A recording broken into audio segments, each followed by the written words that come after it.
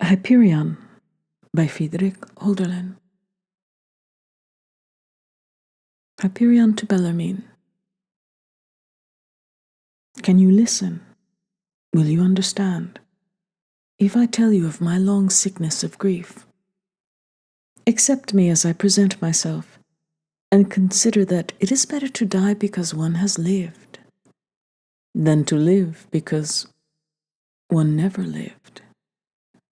Envy not the carefree, the wooden images who want nothing because their souls are so lacking in everything, who do not ask if the sun will shine or the rain fall, because they have nothing to cultivate.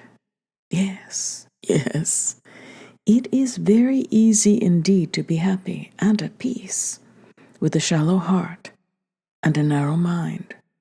Let them enjoy it. Who goes into a passion if the wooden target does not cry woe when the arrow strikes it? If the empty pot gives such a hollow sound when someone throws it against the wall?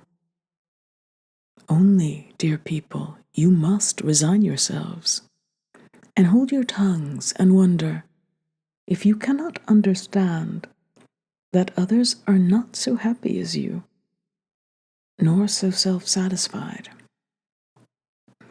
You must beware of making your wisdom law, for obedience to you would be the end of the world. I was now living very quietly and unpretentiously in Tina. I am really succeeded in letting the shows of the world pass by like mists in autumn. Often, too, I laughed, though with tears in my eyes, at my heart, when it went flying off to regale itself like the bird that pecks at painted grapes. Yet withal, I remained unsoured and unperturbed. I grudged no one his opinions or his improprieties. I was converted. I no longer wished to convert others. It only saddened me when I saw that people believed that I did not interfere with their clownish behavior because I esteemed it as highly as they did. I was not willing, actually, to subject myself to their nonsense, but I tried to let it pass wherever I could. It is all the pleasure they have, I thought. It is their life. Often, I was even pleased to join in with them, yet, however apathetically and unspontaneously I made the effort, not one of them ever noticed. Not one of them was aware of any lack in me.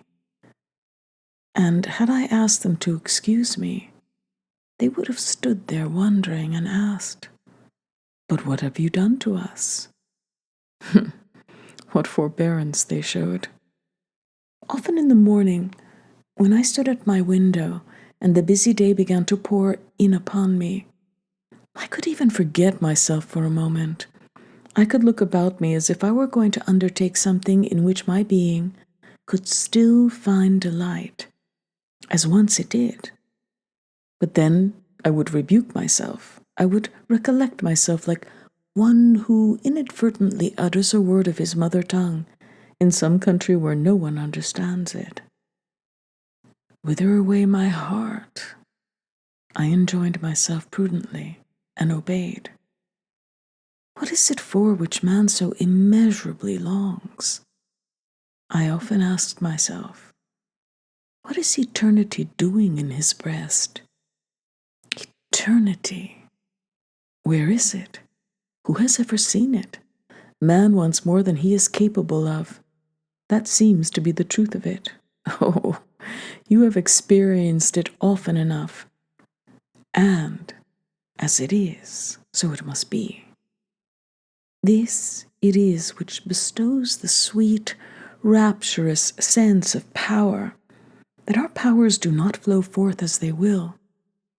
This is it and nothing else, which creates our fair dreams of immortality, and all the enticing, all the colossal phantoms that ravish men 1,000 times over. This it is which creates his Elysium, and his gods for man.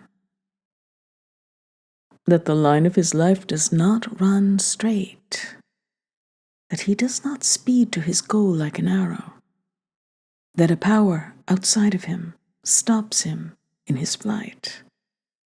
The heart-surging wave would not foam up so beautifully and become spirit did not the ancient cliff of fate stand, silently opposing it. Yet even so, the impulse dies in our breast, and with it, our gods and their heaven. The fire leaps up in shapes of joy from the dark cradle in which it slept, and its flames rise and fall, is gone, and comes laughing back again, until that on which it fed is consumed. Now it smokes and struggles and dies, and what remains is ashes. So it is with us. This is the heart of all that the wise teach us in forbidding and enticing mysteries. And you, what do you concern yourself? That now and again something rises up in you, and in one instant, like a dying man's mouth, your heart opens itself to you with such power and closes again. That is precisely the fatal symptom. Only be still and let things take their course. Stop devising, stop childishly trying to add a cubit to your stature. It is as if you wanted to create another sun and new creatures for it to nourish, to bring forth an earth and a moon. So I dreamed on, patiently, little by little. I took leave of everything. Oh, you who live in this age with me, seek not counsel of your doctors nor of your priests when your heart withers away. You have lost all faith in anything great. You are doomed, then doomed to perish. Then, unless that faith returns, like a comet from skies unknown. Hyperion to Bellarmine. There is a forgetting of all existence, a hush of our being, in which we feel as if we had found all. There is a hush, a forgetting of all existence, in which we feel as if we had lost all. A night of our soul, in which no glimmer of any star, nor even the foxfire from a rotting log, gives us light. I had become quiet. No longer did anything drive me from bed at midnight. No longer did I singe myself in my own flame. Now I look straight before me, alone and impassive. Nor did my eyes roam over the past and the future. No longer now did far and near jostle together in my mind. Unless men forced me to see them, I saw them not. Once this century lay before my mind's eye, like the eternally empty cask of the Danaids, and my soul poured itself out with prodigal love to fill the void. Now I saw no more void.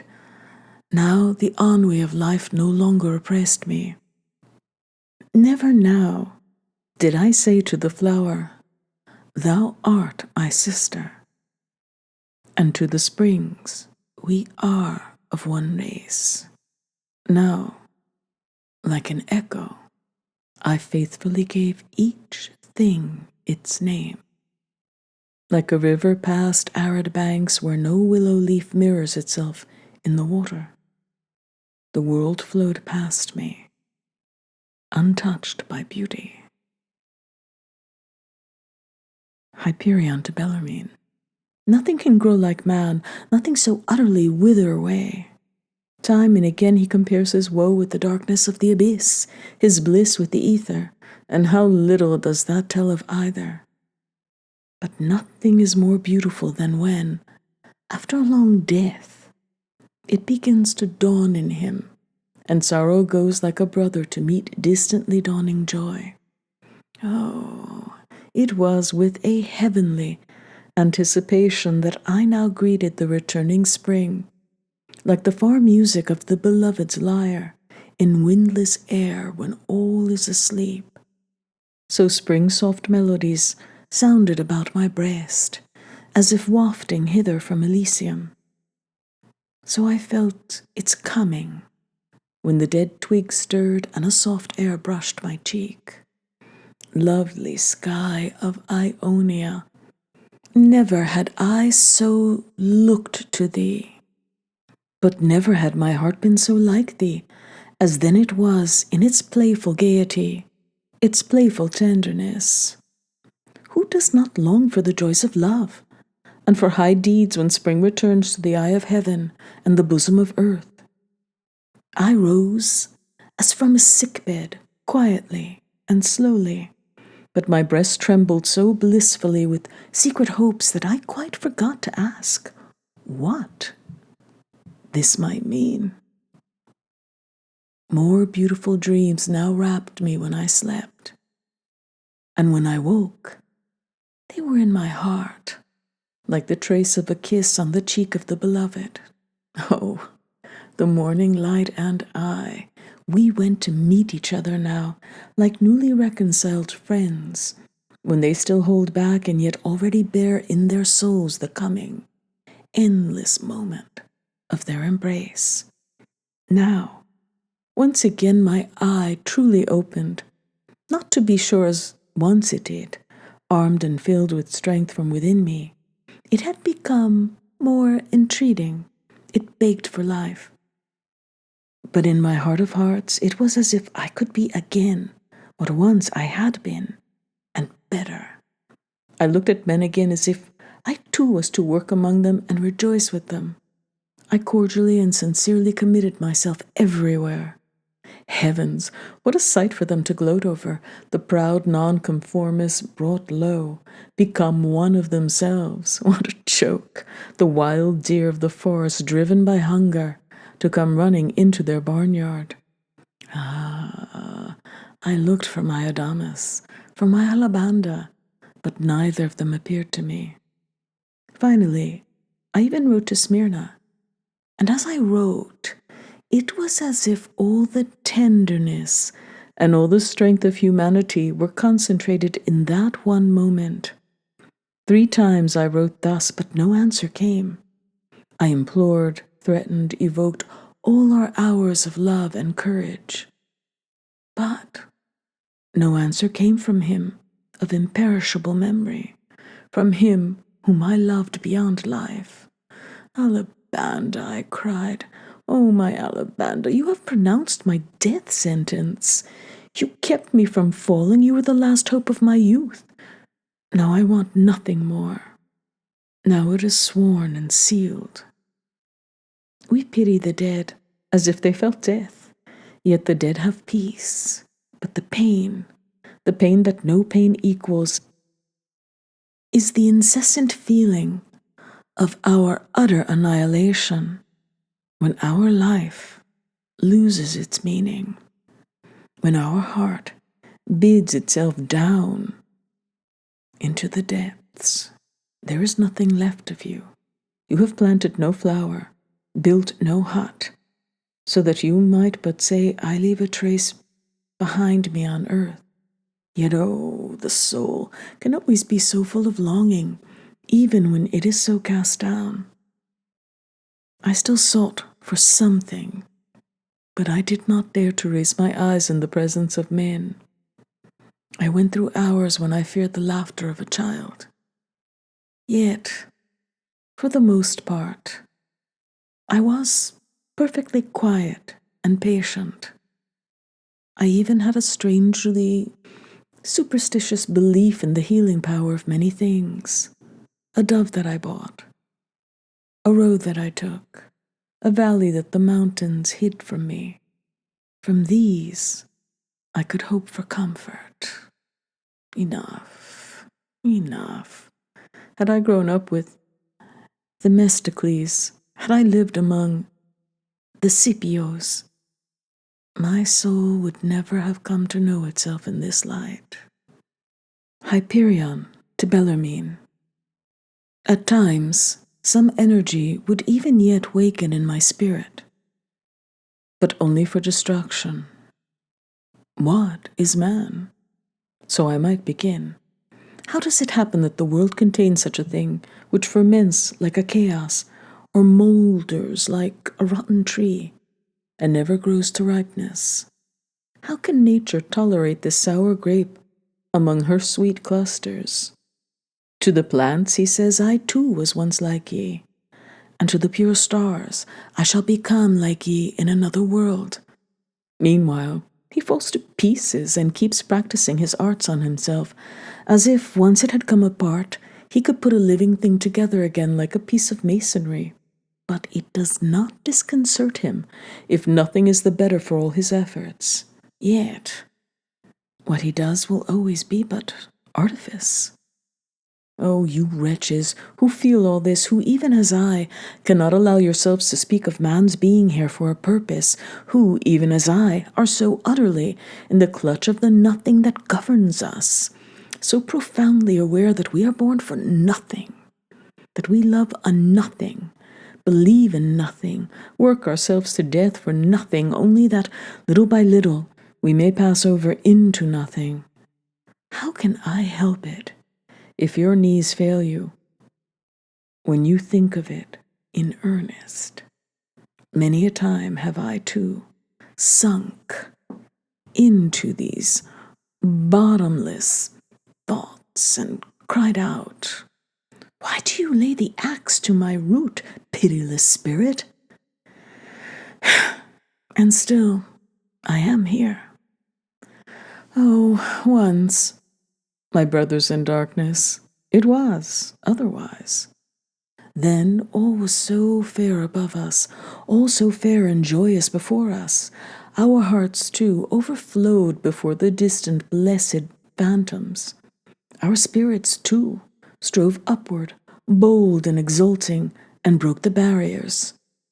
And when they looked about, alas, there was only endless emptiness. Oh, I can fall to my knees and wring my hands and pray, but to whom? For other thoughts. But I cannot overcome it. The screaming truth. Have I not twice convinced myself, when I look at life, what is last of all? Nothing. When I arise in spirit, what is highest of all? Nothing. But be still, my heart, this is your last strength that you are wasting. Your last strength? And you would storm heaven? Then where are your 100 arms, Titan? Where your Pelion and Ossa, your stairway to the city of the Father of the Gods, that you might climb it and throw down the god and his divine banquet and the summit of Olympus and preach to mortals? Remain below, children of the moment, seek not to reach these heights, for there is nothing here above. You may well leave off watching what governs others, my heart. Your new knowledge is meant for you. Sure enough, before you and above you, there is emptiness and desolation, because there is emptiness and desolation within you. To be sure, if you, other men, are richer than I am, you might just help a little. If your garden is full of flowers, why does not their breath rejoice me too? If you are so filled with divinity, give me to drink of it. At feasts no one starves, not even the poorest. But only one holds his feast among you, and that is death. Sorrow and fear and darkness are your lords. They part you. They drive you together with blows. You call hunger love, and where you see nothing more, there dwell your gods. Gods and love? Oh, the poets are right. There is nothing so little and of so little account that man could not know rapture by it. So I thought, how all this came to be in me, I still do not understand.